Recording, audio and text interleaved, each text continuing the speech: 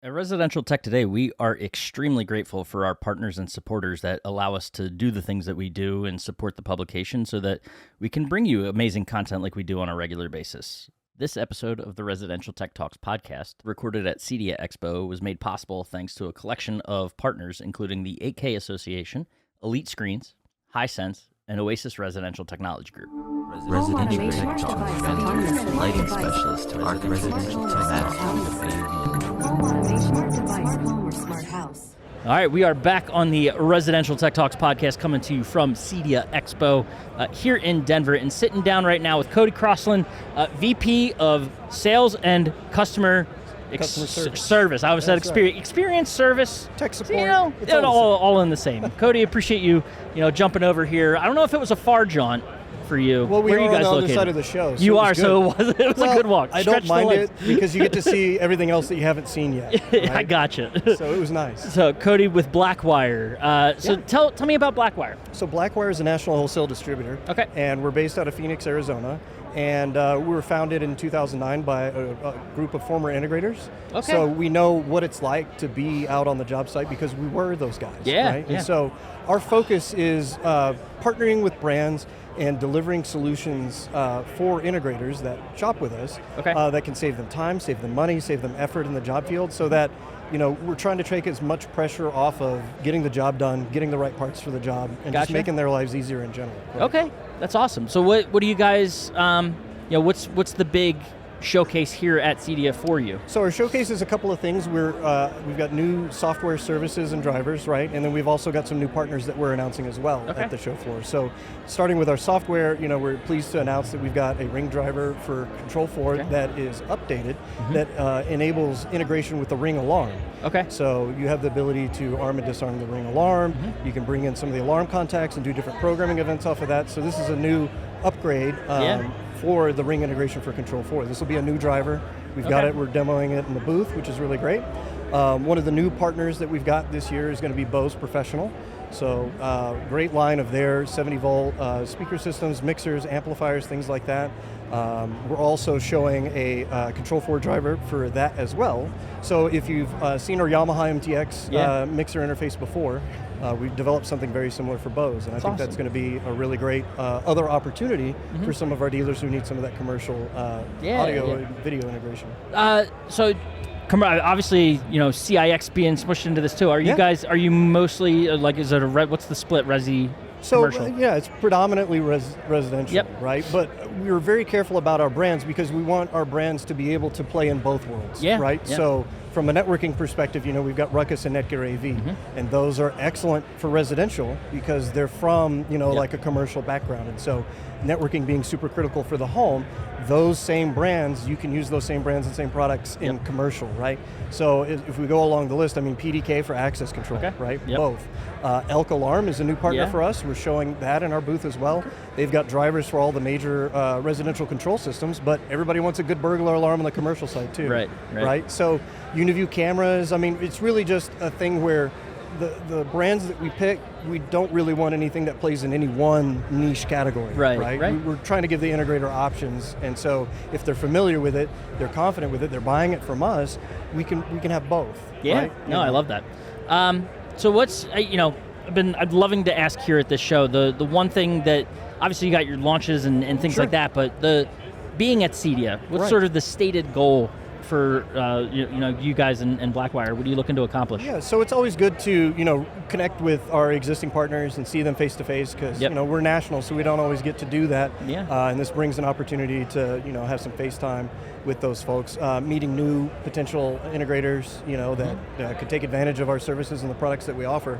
But it's really about driving home the difference of Blackwire, right? Why we're not just a box mover, and really talking about all the value-added services, whether that's our Blacklight LED linear design tool that we have, our network provisioning service, which means that you can fill out a simple form, we'll pre-program and configure the network for you that you're buying from us, and that way when you get it, all you have to do is plug it in, and now you've got a pre-configured commercial-grade networking system. And the same thing for what most people know us for is the AV over IP configuration. So for Just Add Power and now for MXNet as well for the last couple of years, you could do the same thing. You can order it from us and fill out a simple questionnaire on the website. We pull it out of inventory, we firmware update it, we label it, and ship it to you with snacks in the box. Yep. And you have a turnkey AV over IP system that you didn't have to spend hours on the job site trying to do. Now, interesting sort of perspective too, because you dabble in a lot of different areas, right? So how, the decision to go maybe tackle a different corner of the market that maybe you don't right now, how are you guys making those decisions? We listen to a lot of our dealer feedback, right? And we talk to our dealers all the time and say, what are you good at? What do you wish that we would carry? We do surveys. Like before we brought on Elk, we sent out an email survey to our dealers and we're like, hey, do you do intrusion? If you do intrusion, what brands are you currently using? What would you like for us to carry, right? What percentage of your jobs do you do intrusion on? Because we realized that was a hole in our line card that we didn't really have a good fit for. And so Elk was a great partner for that. They've been around a long time. Everybody knows the reliability of the product and everything. And so it was a good natural fit to round out the line card with that. We're not looking to go super deep and have 10 brands in the same particular category, because then we're not able to give the attention and care from pre-sales all the way through support with 10 brands that we can with like a couple of really good brands that the dealers love. Yeah, you mentioned it at the top, right? Your experience as, a lot of integrators coming together. That plays heavily into that decision too, in terms of how you. Yeah, I mean, we've picked up brands that, our dealers have recommended. They're like, man, have you checked out so-and-so? Maybe they're new at CEDIA this year or something like that, and so we'll go take a look at it and see if it's a good fit. Right. And if it is, because we get a lot of that dealer feedback, they'd like for us to carry it, we'll take it into consideration, Yeah. In addition to some things that we think that we've seen. Sometimes we'll get an ability to walk around, maybe Saturday. Yeah, maybe. If it slows down, a little bit, we'll try to sneak away and see if there's anything that we think that could help our dealers, just have an easier time doing the installs, right? Because the less time that you can spend on the job, either doing the installation or having, some tech support thing, you're trying to do a firmware update and that doesn't work, right?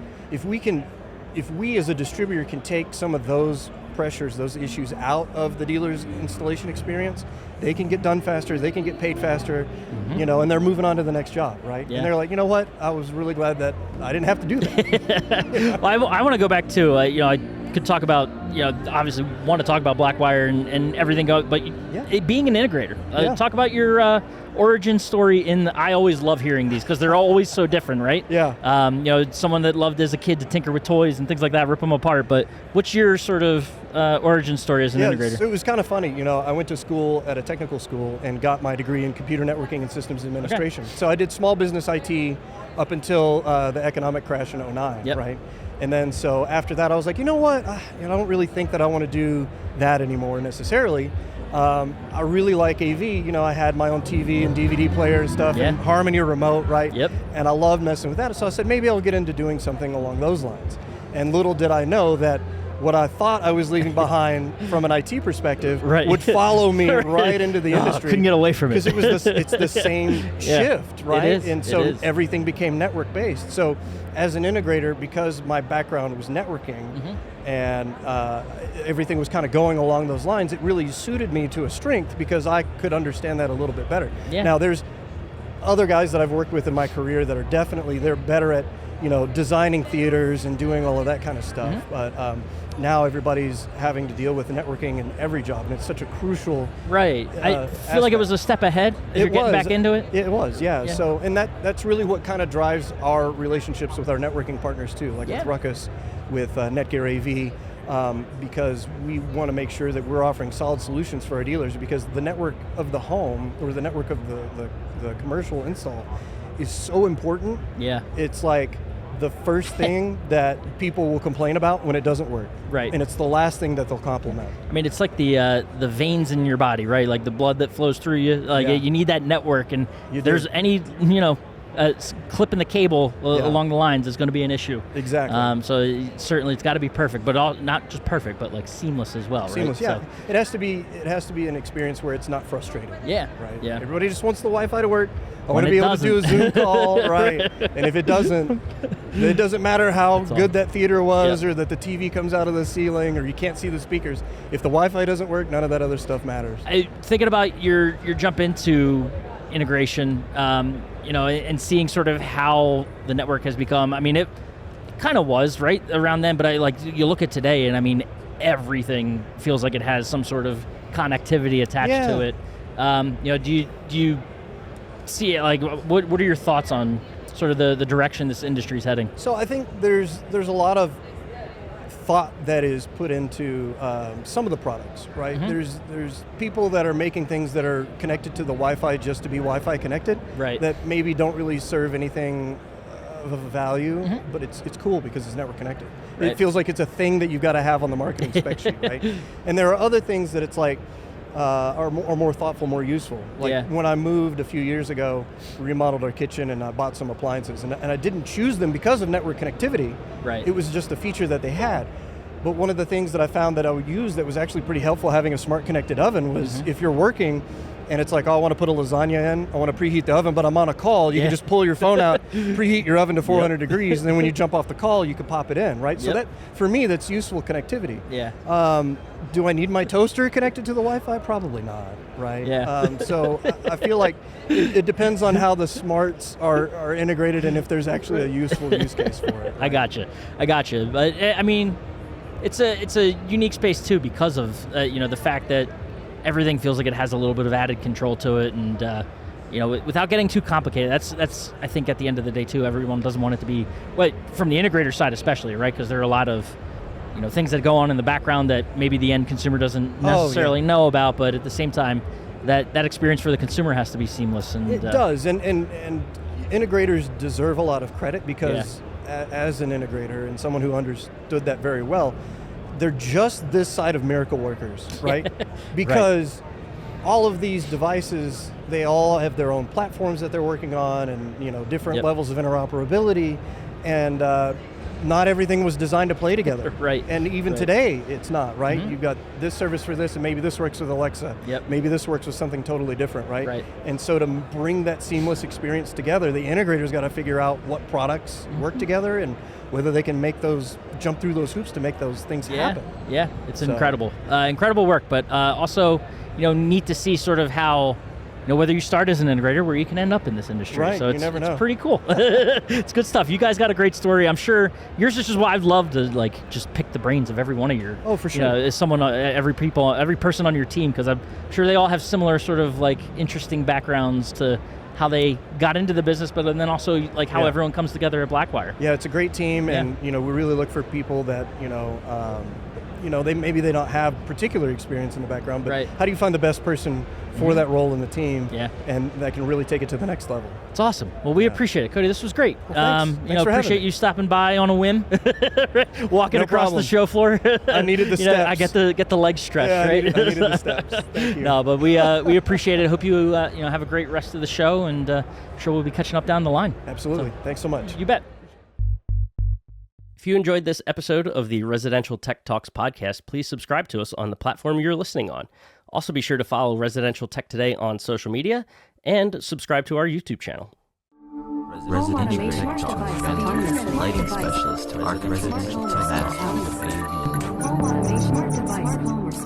At Residential Tech Today, we are extremely grateful for our partners and supporters that allow us to do the things that we do and support the publication so that we can bring you amazing content like we do on a regular basis. This episode of the Residential Tech Talks podcast, recorded at CEDIA Expo, was made possible thanks to a collection of partners, including the 8K Association, Elite Screens, Hisense, and Oasis Residential Technology Group.